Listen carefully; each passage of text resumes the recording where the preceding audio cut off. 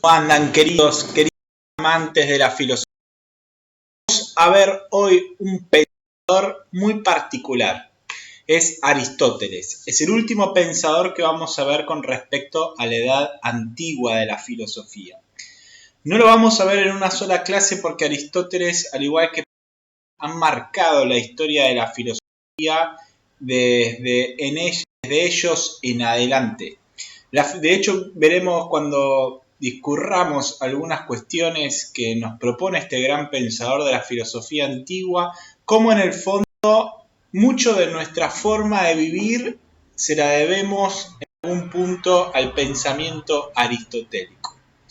Como siempre, vamos a decir que estos grandes pensadores justamente tienen el problema de haber sido interpretados a lo largo de la historia de muy diversas maneras.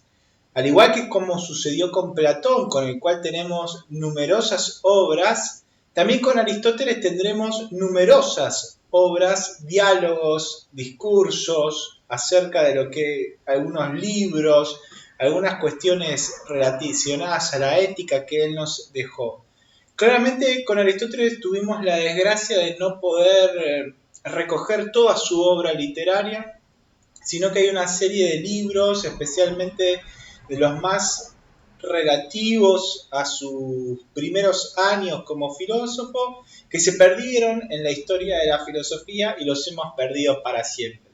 Si de ellos tenemos algún tipo de conocimiento es por los historiadores cercanos a la fecha de Aristóteles, como un Diógenes Laercio, que nos hace referencia a una serie de escritos que no tenemos claramente, pero que diversos pensadores, filósofos, historiadores, diversos personajes de la antigüedad políticos han hecho referencia a determinadas obras de Aristóteles con el mismo matiz, lo que nos da a entender que hay un criterio de historicidad por detrás.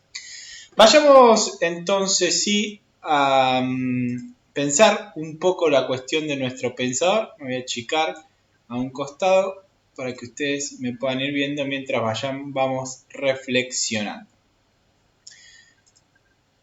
La bibliografía que vamos a ver en esta oportunidad es Reale Giovanni, el libro Introducción a Aristóteles de 1985, de la editorial Herder, publicado en Barcelona, y vamos a ver las páginas 1 a la página 48. Si bien uno podría decir que es una bibliografía antigua, de hecho yo llevo 15 más unos 35 años aproximadamente, debemos entender que es una de las mejores obras que tenemos sobre Aristóteles en español.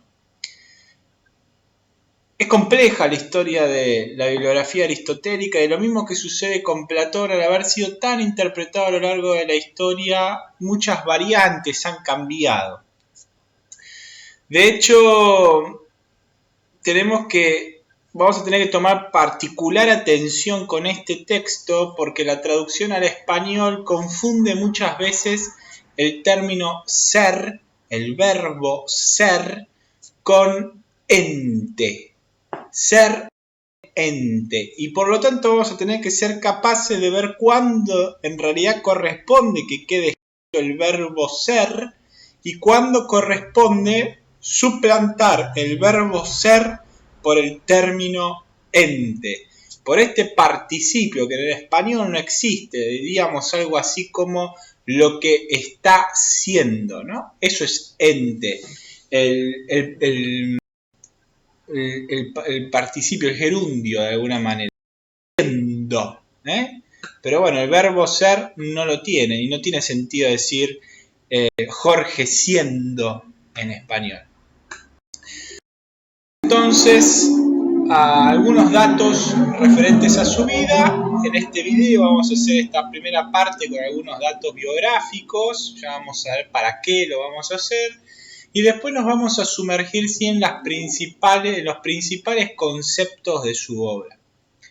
Algunas cuestiones básicas. Primero, la crítica del revisionismo histórico de sus obras, es decir, el acercamiento a sus obras desde distintas miradas, como les decía, ha permitido encontrar algunas cuestiones básicas sobre Aristóteles que por momentos a lo largo de la historia se fueron perdiendo.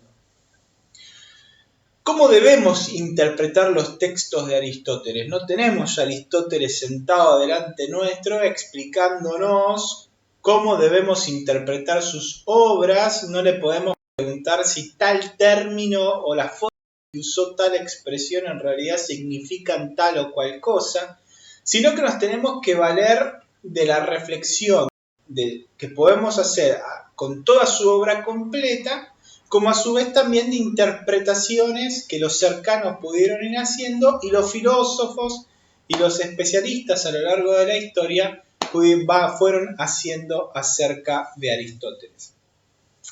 Como sucede con la gran mayoría de los personajes de la historia, no pueden ser entendidos sin su contexto vital, ni tampoco pueden ser entendidos sin comprender su biografía. Por eso vamos a hacer ambas cuestiones. Vamos a hablar un poco de la Grecia de Aristóteles y vamos a decir algo acerca de la vida de Aristóteles como para poder entender su pensamiento. De hecho, ninguno de nosotros nos podemos entender sin nuestra cultura.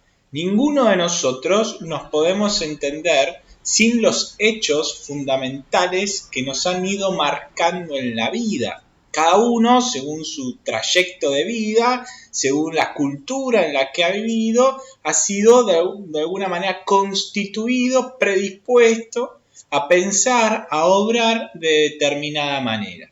Esto no significa que sea una cuestión esquemática, estructural, determinada, pero sí hay una predisposición, podríamos decirlo así, a obrar de tal o cual forma. En principio, para entender a Aristóteles, es necesario comprender sus 20 años en la Academia de Platón. Esto significa que debemos comprender sus primeros escritos desde el punto de partida filosófico de su maestro. Pensamiento que, a lo mismo que sucedió con Platón con respecto a Sócrates, Aristóteles tomará y partirá del pensamiento de su maestro, aunque un poco más filoso que quizás lo que fue Platón con Sócrates. Desde el principio parece que Aristóteles fue bastante persuasivo, bastante crítico del pensamiento de Platón. Bueno, de hecho se trata la filosofía de eso y hay múltiples referencias del tiempo donde Aristóteles vivía y posteriores a él, muy cercanos a la fecha de su muerte, donde se hace referencia a que Aristóteles era uno de los más inteligentes, si uno quisiera llamarlo así, que tenía la Academia Platónica y que Platón incluso lo nombró con el apodo de la inteligencia. Debemos comprender entonces que hay una matriz platónica en Aristóteles, pero hay una nueva síntesis que hace el propio pensador con respecto al obrar y al pensar de su maestro. Pero siempre va a haber una cuestión, es como que va a dialogar con Platón en su pensamiento y a su vez también lo va a ir criticando, lo va a ir modificando hasta hacer una propia síntesis. Existe un cierto consenso en ubicar el nacimiento de Aristóteles en el reino de Macedonia. Lo marco porque va a ser el mismo reino en el que va a gobernar Alejandro Magno. De hecho, Alejandro Magno es macedonio y a su vez también Aristóteles fue maestro, fue tutor, fue preceptor de Alejandro Magno. Posiblemente haya nacido en la ciudad de Estagira y por eso se le dice el Estagirita, la actual Stavros en Grecia, en el año aproximado 384 y 383 a.C. Su padre se llamaba Nicómaco y a lo mismo que había sucedido con Sócrates, cuyo arte o cuya filosofía en el fondo tenía que ver con ese arte que él había visto de su padre y de su madre, con el tema del arte, si recuerdan que el padre era una especie de escultor y con la madre que era una especie de partera, lo mismo va a suceder con Aristóteles. Aristóteles veía que su padre era un médico y por lo tanto se va a acercar a la realidad desde una perspectiva que hoy podríamos decir biologicista. Se va a la realidad teniendo en cuenta la mirada de percepción de la realidad desde el ámbito más bien biológico. Ya vamos a ver, no sé si en esta clase nos va a dar para hablar de estos temas, sino seguramente la clase que viene vamos a comprender por qué, cuáles eran estos anteojos o dónde se trasluce la historia de Aristóteles en este sentido en su filosofía. Según la tradición, su madre se llamaba Festis y compartía cierta relación también con el ámbito de la medicina como su padre. Biología, medicina, son dos palabras, dos anteojos también con los que Aristóteles va a ver la realidad y va a pensar su filosofía.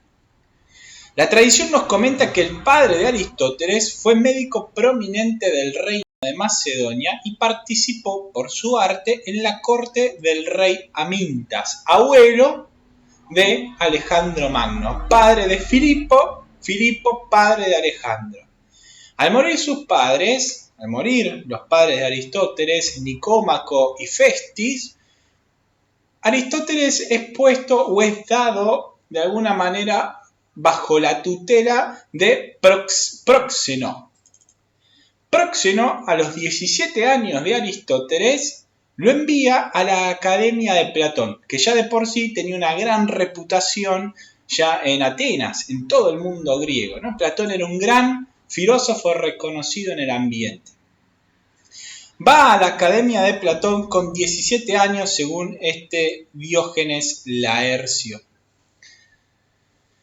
Por lo tanto, ya no iba simplemente a recibir la educación básica y de hecho no tiene que recibir la educación de la gimnasia y de las artes porque Aristóteles era extranjero y por lo tanto era considerado en Atenas como un extranjero. Por lo tanto, se dedicó profundamente y desde el principio a la retórica, a la dialéctica y de hecho uno de sus primeros textos, según se dice, porque no nos llegó, tiene que ver con la retórica, y una retórica que tiene sentido siempre y cuando esté alineada o supeditada a la dialéctica, que como vimos era el gran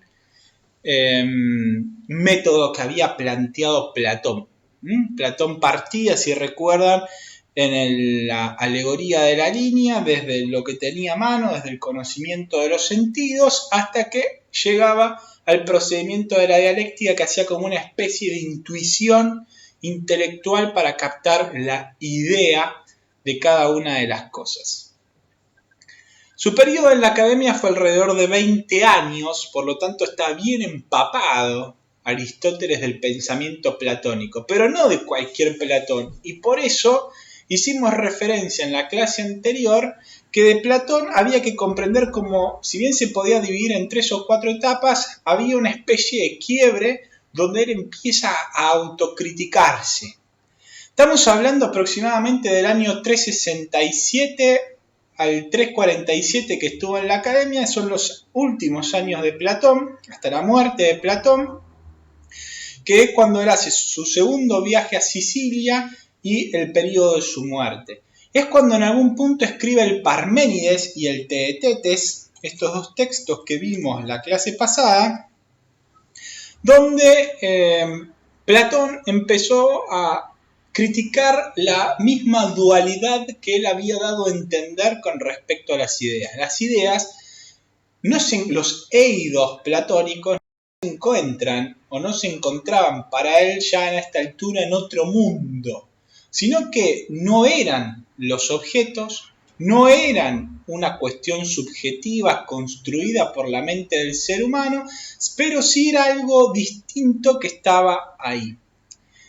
Uno quizás podría pensar, como para entenderlos, porque si no estaba en la realidad misma del objeto particular, es decir, de tal caballo, de tal montaña, de tal persona, pero tampoco estaba solamente en la mente del ser humano, en algún lugar tenía que estar. Uno podría pensar en el fondo que la mejor imagen que se puede llegar a venir para entenderlo es el inconsciente colectivo, una especie de espacio intelectual que no le pertenece a nadie, pero que nos inhiere, o mejor dicho, inhiere en todos, nos constituye.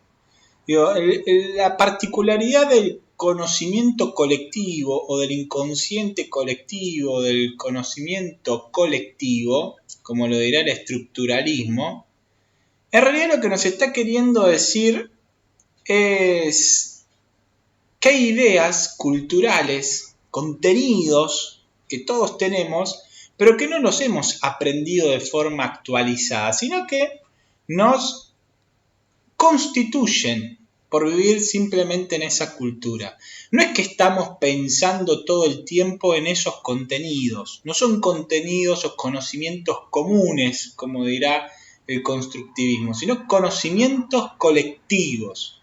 No los estamos actualizando todo el tiempo, pero nos constituyen. Y a su vez también funcionan como principios causales de algunos de nuestros actos. Es una buena imagen porque el conocimiento colectivo no le corresponde a nadie, no es de nadie, no está en los objetos, pero tampoco es un invento de la cabeza humana.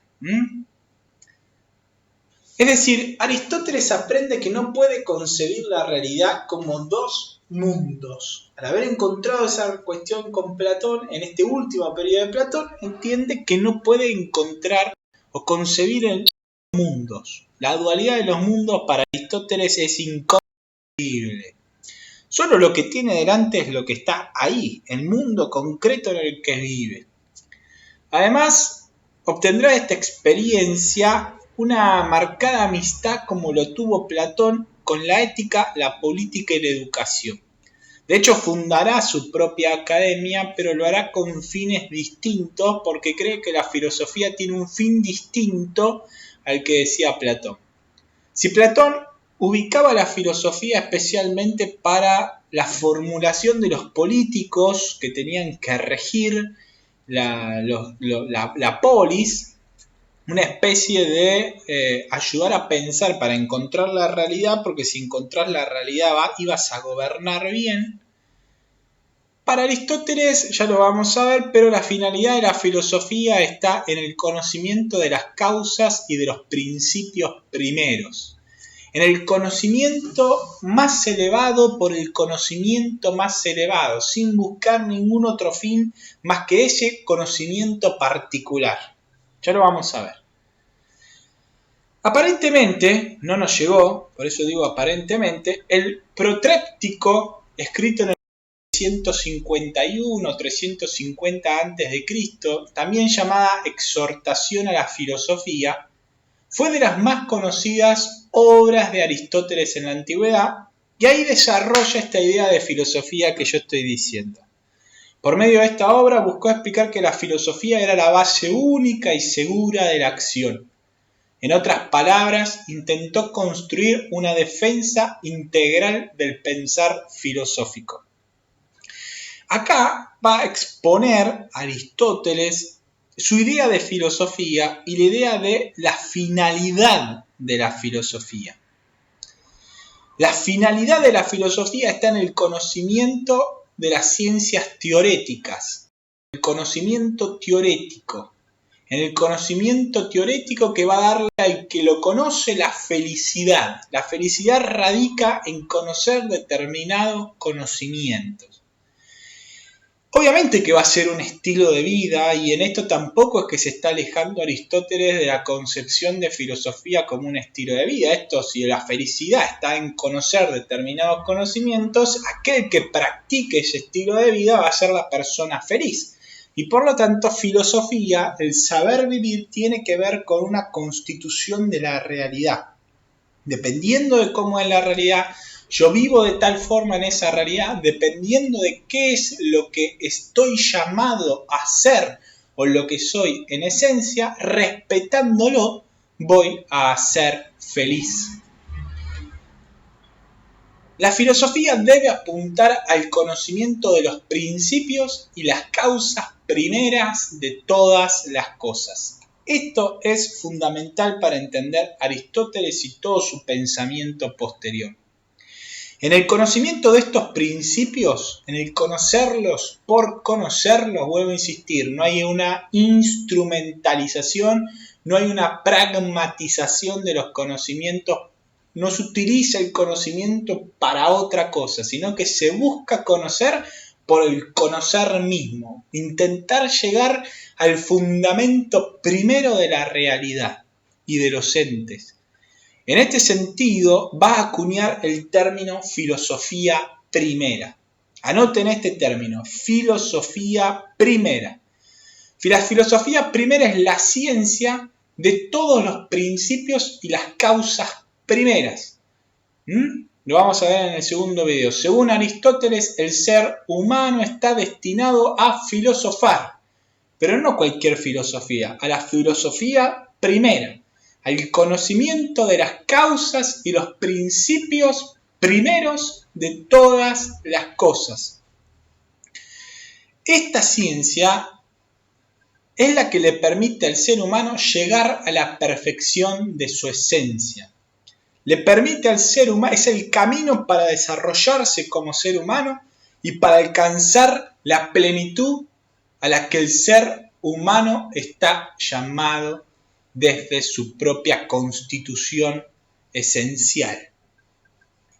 Los principios y las causas primeras que estudiará la filosofía primera, luego se le llamará metafísica a esta filosofía primera, son las cosas más conocibles para el ser humano. Debería ser lo más evidente para el ser humano, pero justamente porque es lo más evidente para el ser humano, es lo más oscuro que se le presenta al entendimiento.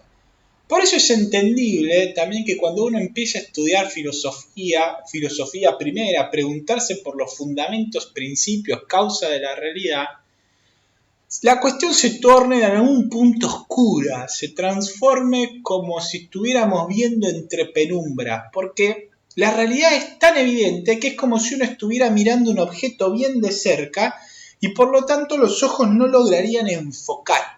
Esa es la imagen que uno puede pensar al momento de estudiar filosofía.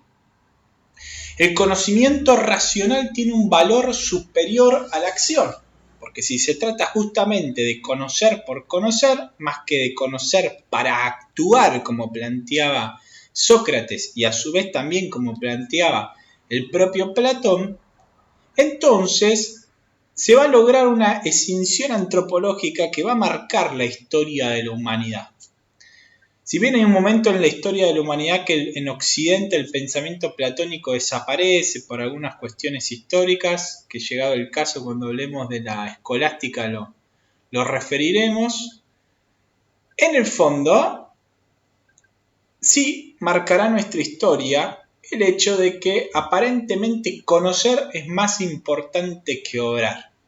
Y fíjense que ni siquiera cualquier conocimiento es importante, sino un conocimiento teorético, un conocimiento sobre las causas primeras, sobre los fundamentos de la realidad.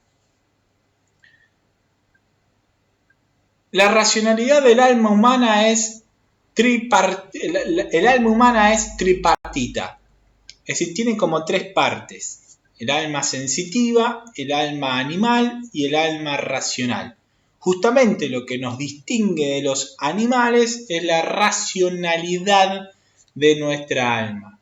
Y justamente, si eso es lo distintivo que tenemos, esa racionalidad se tiene que ver de alguna manera enfocada en un objeto, y si enfocamos esa racionalidad en el objeto de las causas primeras y los principios primeros, alcanzaremos la felicidad.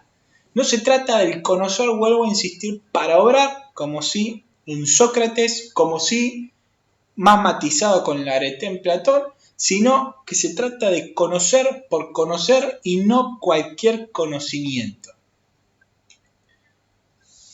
Notar cómo esta concepción entre conocimiento y acción, pensar, voluntad, inteligencia, voluntad, les decía, ha marcado la historia de la humanidad a lo largo de los años. De hecho, en el trasfondo del prestigio moderno contemporáneo de las ciencias exactas, por encima de las ciencias sociales y mucho más aún por encima de las artes o de las labores técnicas, podemos ver claramente cómo las personas que practican las ciencias exactas modernas, sobre todo la física, la química, la computación ligada a las matemáticas, la matemática aplicada en algún punto en alguna de las ingenierías, sus sueldos son mayores. Y parecería ser incluso que hasta tienen un prestigio social mayor. Él es ingeniero, ¿no? Contra él, muchacho, la señora, es un artista o un plomero. Digo, nos ha marcado la historia de ver la sociedad. Por eso es importante ver cuál es la filosofía que está por detrás de nuestro comportamiento social, de nuestro comportamiento político y de nuestro comportamiento económico. Porque siempre hay una filosofía por detrás. Siempre hay una preconcepción desde la cual nos movemos acerca de la realidad. Siempre hay algo que nos está por detrás jugando o marcando nuestra forma de comportarnos. De hecho, Platón justamente había creado la academia para formar políticos y Aristóteles no había dejado tampoco de pensar esa idea, pero obviamente que se desarrolló más en lo que tenía que ver el conocimiento por el conocimiento en esta ciencia teórica. Algunas cuestiones para seguir adelante. Voy a cortar el video acá para que no se haga tan extenso, porque es un tema bastante particular el que viene, y luego vamos a hablar entonces de la distinción entre Platón y Aristóteles. Cómo debemos conjugarlos, pero a su vez también saber distinguir, ¿no? A pesar del mismo punto de partida, los dos pensamientos distintos, grandes síntesis que hicieron estos pensadores a lo largo de la historia. Cortemos acá el video, vamos por otro más y luego iremos al tercero como habíamos dicho.